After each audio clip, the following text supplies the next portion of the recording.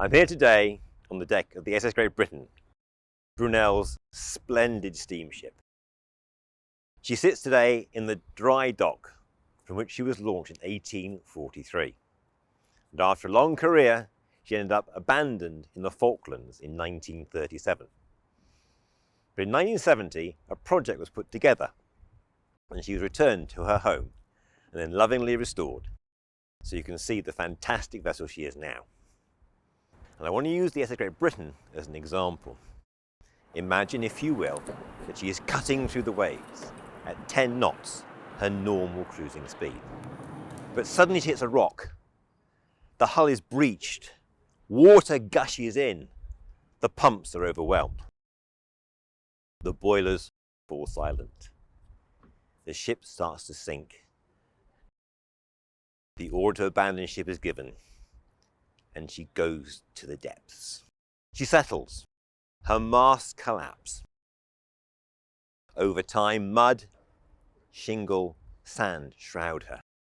And then one day, you find her. It is your job to record the remains of this once great vessel. How are you going to do that?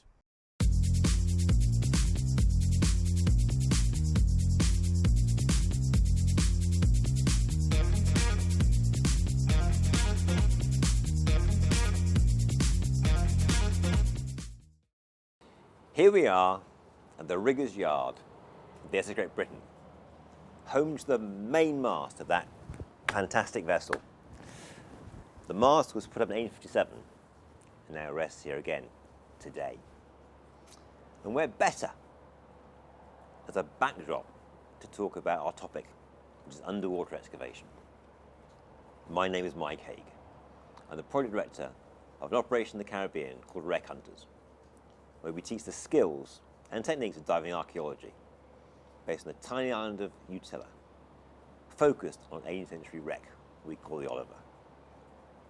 I've been running a series of presentations. As I said, the one we're going on today is underwater excavation. Remembering always that the things we talk about often are complex, all require risk assessment and require proper training. I've spoken during this series a few times about how diving archaeologists have greater challenges than their land counterparts. In excavation, it can perhaps be argued that the reverse is true. Unless they have taken some classes in advanced levitation, most land archaeologists can't fly over their sites. Diving archaeologists can. But there's some more practical advantages too. A while ago, I worked as a site supervisor on the Bristol waterfront excavations, digging up medieval Bristol. And one of the famous sites I worked on was what was called Canning's House, a house built by a successful Bristol merchant who lived from 1399 to 1474, trading in tin, lead, fish, and cloth. And for his endeavours, he became a great patron of the building of Bristol and also created his own property right on the banks of the Avon. But to get to the medieval layers that we were looking at, we had to get to debris. And that debris was mainly Second World War. An awful lot of bricks, quite a few toilets, and just sometimes unexploded ordnance. None of these things tend to be a problem for the diving archaeologist. So before we look at excavation, take a moment to think about how we got here in the first place. We've covered topics such as surveying, such as the recovery of objects. And these areas have to be considered before we get to excavation, which normally requires a permit in most parts of the world. From your pre-disturbance survey, you will have a master plan of how you are going to work on the site.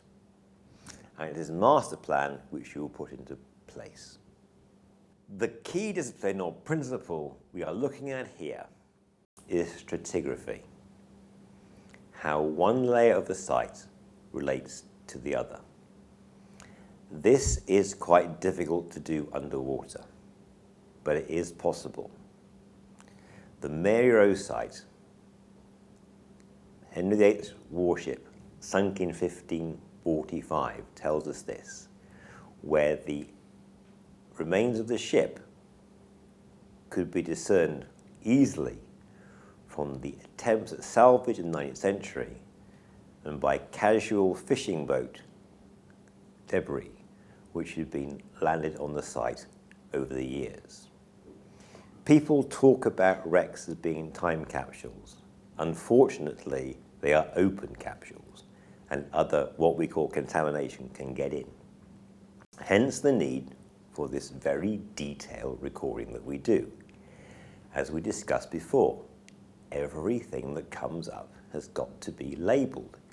It's got to be recorded in situ, photographed and videoed if possible. And people do wonder why all this detail. Well, the principle is simple. It is going to take you 5 hours of post-excavation work to every 1 hour of excavation work that goes on. So you need all this data to put the stuff together. Excavation is destruction. The only justification we have for it is proper recording. We also have to deal with the psychology of the excavator or the diver. We call this the diver in the hole syndrome. The diver, normally working reasonably by themselves, finds an interesting artifact. Their natural inclination is to go on and try and find the thing behind it. This is not what we want. Everything has to be recorded in situ and then recovered. So hence all this detail, all this precise recording is needed. There are, of course, logistics that we need to look into here as well. You need to set up some sort of base. Now, this can simply be working from inflatables, as I've done many times, sometimes from a large support vessel, and just every so often, the construction of a platform or pontoon. Often you need to set up a grid around the site, a robust grid, which allows the divers to lean on this grid without damaging the wreck itself when working to excavate the remains. Then, of course, we have powered tools, things like airlifts, and we have to have compressors to run these things. So there's quite a lot of logistics that go into this, and on top of all of this, we need to superimpose the safe diving practices that need to go hand in hand with all diving underwater, and especially diving with a purpose. So, a word perhaps about the tools you are going to use when you excavate a site. Most excavation, quite frankly, is done with very low-tech gear. Hand fanning, tools that you would find in a garden shed, do an awful lot of the work. Sometimes, when there is more debris than normal over a site, we need to use more powerful tools. And the three that spring to mind are the airlift, the water dredge, and the prop wash. All divers are aware that as their exhaust bubbles come out of their regulator, they rise and appear to get bigger and move faster. If these bubbles were put into a tube, and there are enough bubbles going up the tube, this would create suction and would suck up water and anything in it. This is exactly how an airlift works.